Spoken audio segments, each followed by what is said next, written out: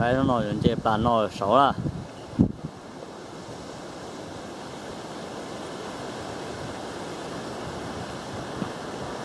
ต้องใช้ก็ละ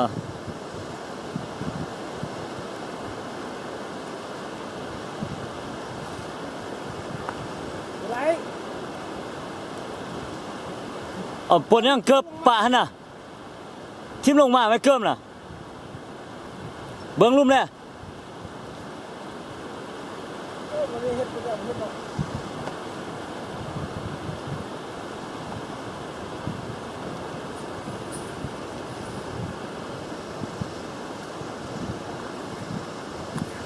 ค่อยๆเด้อค่อย